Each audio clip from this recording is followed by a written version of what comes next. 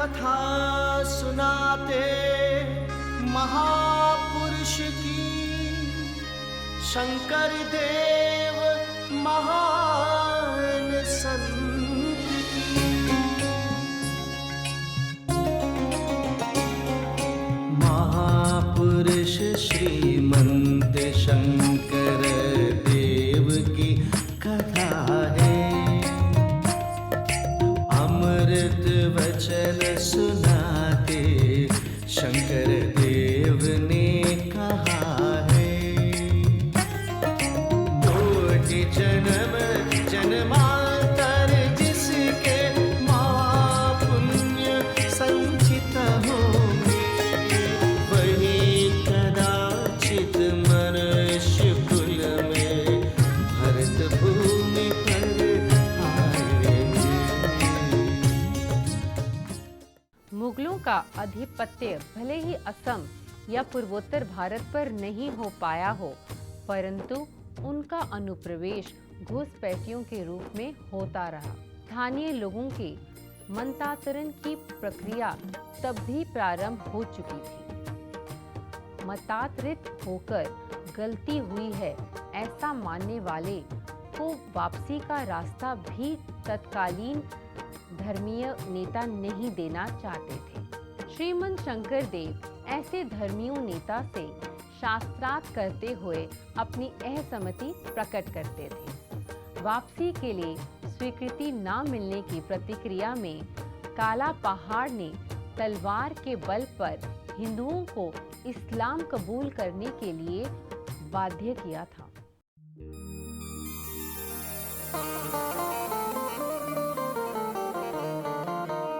हुजूर, ये शख्स दावा करता है कि ये अम्मी बेगम का इलाज कर सकता है। क्या इम्काना दावा है? यह दावा नहीं, ये सच्चाई है।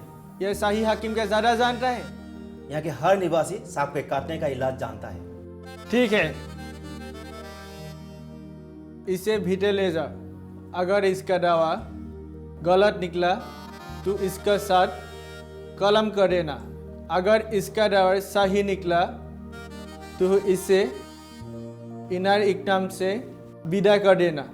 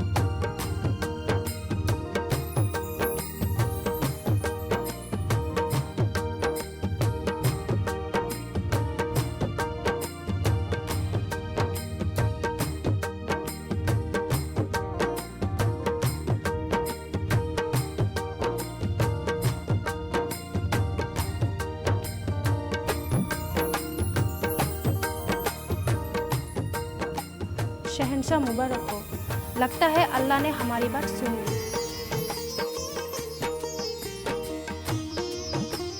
अभी जो शख्स आए उन्होंने सांप के काटे जख्म से जहर को चूस कर थूक दिया और अम्मी बेगम की सांसें और रंगत में भी सुधार आ गया। अल्लाह तेरा शुक्र है। उस आदमी का क्या करना है जिसने अम्मी को ठीक किया। उस आदमी को इनाम देकर सड़क के पार भेज दो।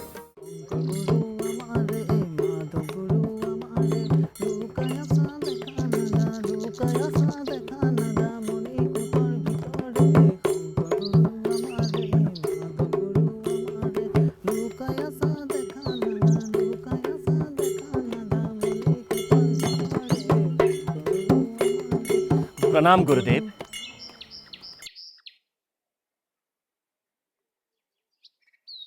आपके कहने से सरोवर पूरी तरह से साफ कर दिया गया है।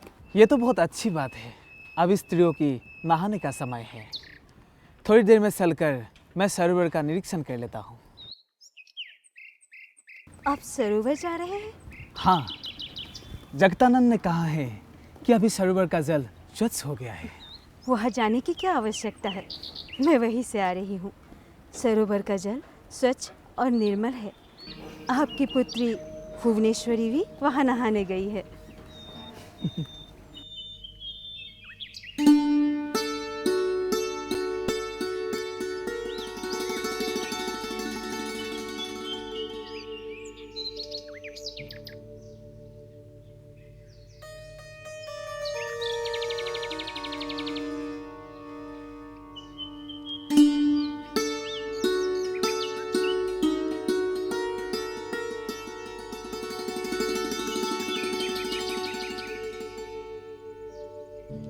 तुम वहाँ बैठ के विश्राम करो, मैं आता हूँ।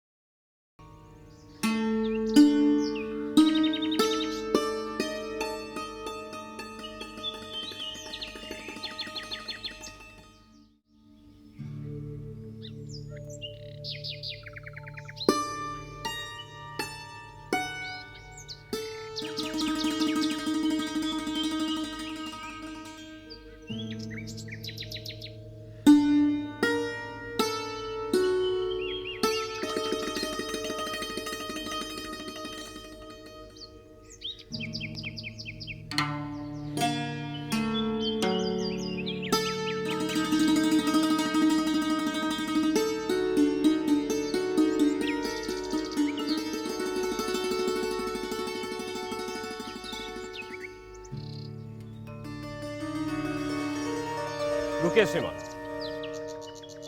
आप यहाँ क्या कर रहे हैं? यहाँ स्त्रियों का नहाने का समय है। जी, समझ आता हूँ। इस बारे में मुझे पता नहीं था। स्वच्छ जल देखा तो मैं अपने को पीने से रोक नहीं पाई। वैसे मैं इस राज्य के सेनापति शुक्लदस अर्थात शिलाराय हूँ। मैं जगतानंद और ये मेरे बड़े भ्राता शंकर जी। आप तो कारागार में थे ना?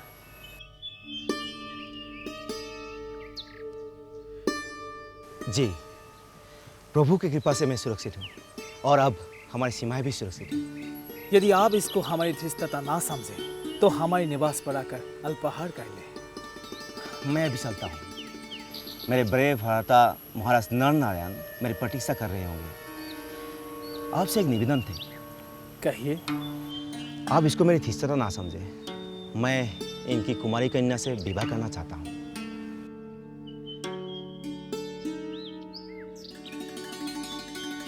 वैसे मैं बताना चाहता हूँ, मैं विवाहित हूँ।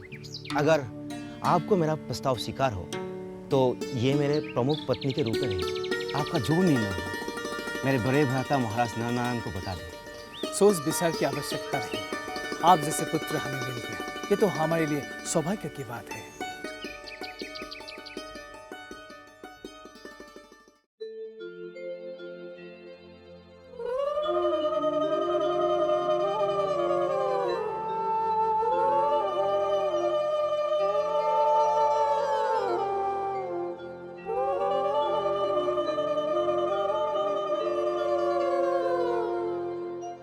ঘৃত চন্দন জ্বলিছে শঙ্খ উৰুলি বাজিছে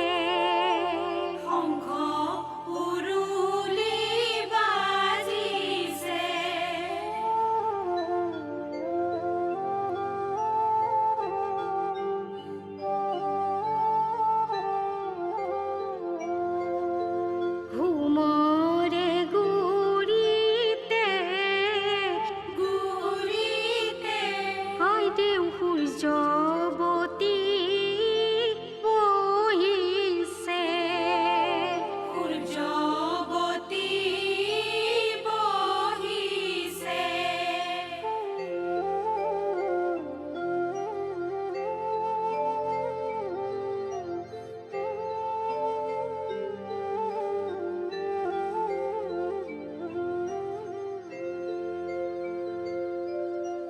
সেন্দুৰৰে দগে মগে কাজলৰে ৰেখা বিজুলি চমকে আহি ডেকা গিৰি দিছে দেখা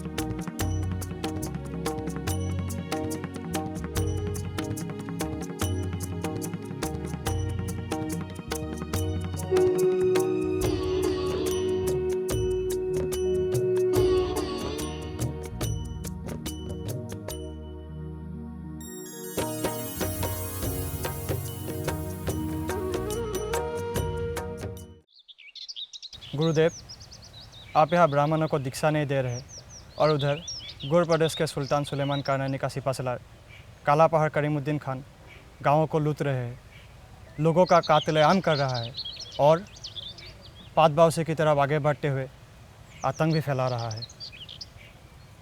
कौन है ये काला पहाड़? सुनने में आया है कि ये पहले नवद्वीप में रहने वाले भारी भरकम काले रंग वाले करचंद बंदोपाध्याय वहाँ की नवाब की लड़की से शादी कर कलीमुद्दीन बन गए। मैंने भी उड़ते उड़ते सुना है, ये वही है ना जो हिंदू धर्म में वापस आना चाहता है?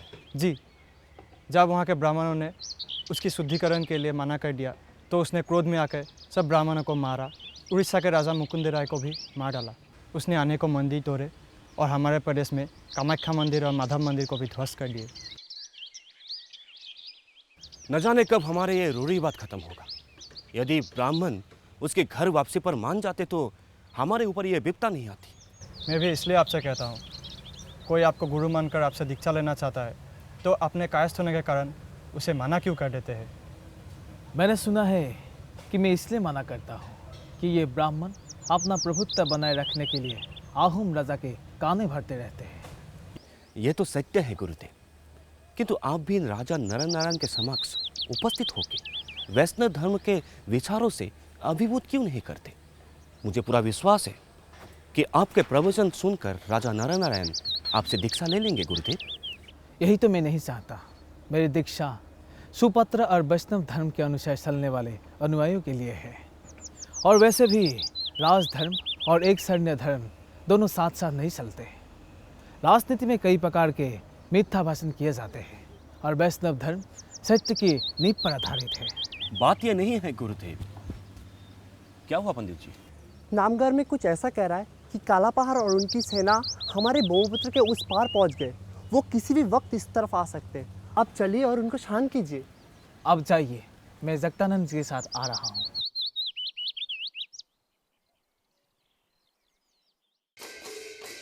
लगता है हम लोगों की नियति बार बार स्थान बदलने में ही है। कभी बारडोआ, कभी गुवाहाटी, कभी सोनपरा, कभी यहाँ, कभी वहाँ, कभी यहाँ कभी वहाँ। प्रभु और गुरुदेव पर आस्था रखो, सब ठीक हो जाएगा।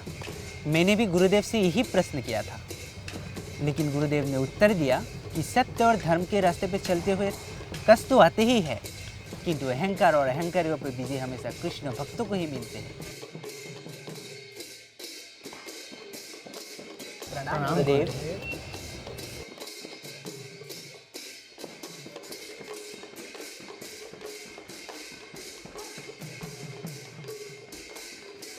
भक्त का अपने साथियों के प्रति विश्वास नहीं डगमगाना चाहिए। आक्रमणकारी विनाशकारी शक्ति सदैव नष्ट हो जाती है। पहाड़ कितने भी ऊंचा हो, यदि मानव मन में धार तो चोटी पर पहुंच ही जाता है। और प्रभु की ही इच्छा है कि हमें एक स्थान से दूसरे स्थान पर इस कारण जाना पड़ता है, हमारे विचारों और वैष्णव धर्म की लाभ अधिक से अधिक लोगों को प्राप्त हो। हरि का भजन करें और दैनिक कार्य में लगे रहें। प्रभु, ऐसा भी कहा जा रहा है कि आप शीघ्र ही पलायन कर जाएंगे। ये क्या बोल रहे हो? धैर्य रखिए। यदि पलायन करने की संभावना हुई तो मैं यहाँ से निकलने वाले अंतिम नाव में उठूंगा। हरि बोल हरि बोल हरि बोल हरि बोल हरि बोल हरि बोल हरि बोल हरि बोल।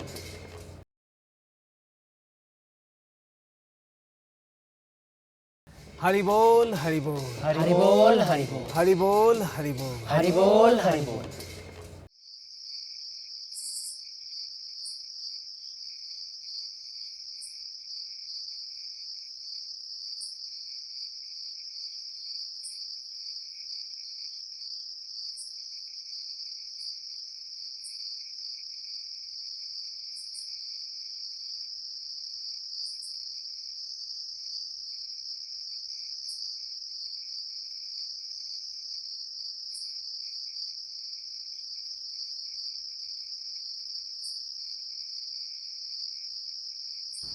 कालासन, कालासन उठो।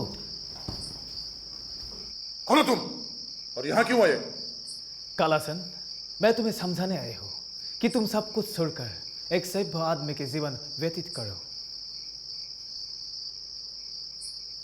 यदि मैं ना कर दूं तो मैं तुम्हें रोकूंगा। जानते हो तुमने सबसे बड़ी गलती क्या की? तुम्हें मुझे सोते हुए ही मार देना चाहिए था।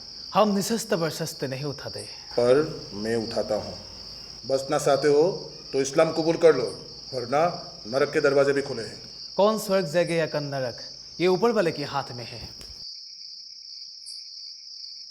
वैसे तुम मेरे हाथ छुड़ा सकते हो तो पूरे तोले में तुम्हारे दया पर कर दूंगा। इतना अभिमान? हाँ,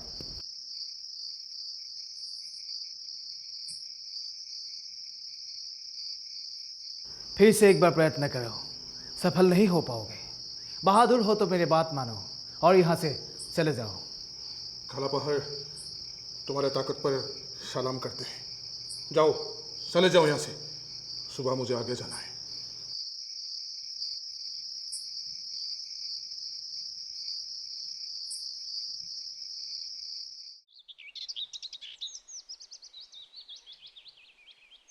गुरुदेव, एक शुभ समाचार देना है। क्या आप बता सकते हैं कि शुभ समाचार क्या है? शुभ समाचार ये है कि काला पहाड़ हमारे सीमा छोड़कर आगे निकल गया। ये तो वाकई में शुभ समाचार है। ये प्रभु की लीला है। ना ना, ये प्रभु शंकर देव की लीला है।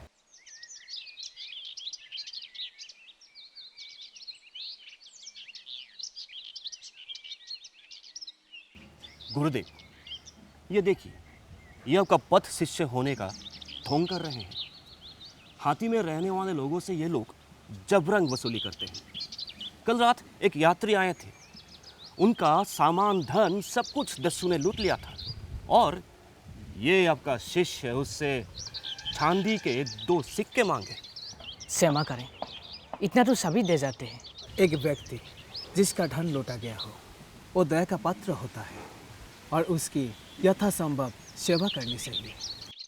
आप बता रहे थे कि उस व्यक्ति को सारी रात बाहर रहने के कारण उसे जर हो गया है। जी, उसका उपचार वैद्य जी कर रहे हैं, पर यह चिंता की बात नहीं है। यह तो आपसे बताने का प्रयत्न कर रहे थे कि इस प्रकार यात्रियों की पीड़ा न समझकर रख रखाव के नाम पर उस पर जाति कर रहे हैं। मेरे विचार अनुसार भोजन प्रसाद और हाथी में ठहरने के लिए कुछ भी ना मांगा जाए। जिसका जो इच्छा हो वो श्रद्धा से दे दे। अपनी इच्छा अनुसार उस पर राशि डाल दें। जी गुरुदेव। प्रणाम गुरुदेव। क्या पूरी रात सासी पात्रों की प्रतियां बनाती रही? मैं आपके द्वारा लिखित गीतों की प्रतियां बना रही थी, तभी जलता हुआ दीपक साची पात्रों पर गिर गया और साची पात्र अग्नि में होम हो गए। और बस यही, ये लगभग 31 गीत हैं जिनकी मैं प्रति बना पाई। मैं क्षमा मांगती हूँ। आप जब कहेंगे मैं स्वयं आकर आपसे पूछकर साची पात्रों पर लिख दूंगी।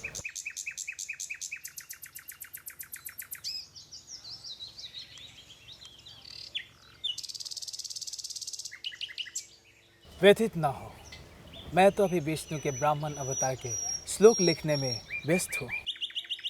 आप जा सकते हैं। ये गीत तो अति सुंदर थे, इन्हें दोबारा लिखें। पहले विष्णु अवतार की अन्य रचनाओं को पूर्ण कर लो। वैसे भी आजकल बाउशी में शीर्षक महामारी के रूप में फैले हैं। सोते सोते बच्चे इससे मर रहे हैं। हाँ, आपके अनुयायी व्यासकली के 3 पुत्र महामारी के भेंट हो गए हैं। मुझे इस प्रकार असंभव मृत्यु पर दुख है। सुना है ये विपत्ति उनके छोटे पुत्रों को भी ग्रस्त रही है। शीतला पूजा कर रहा था। वैष्णव धर्म को मानने वाला ऐसा कैसे कर सकते हैं? पुत्र मोह में कोई कुछ भी कर सकता है गुरुदेव। हमें दीक्षित व्यासकली को ऐसा करने से रोकना चाहिए। जी गुरुदेव।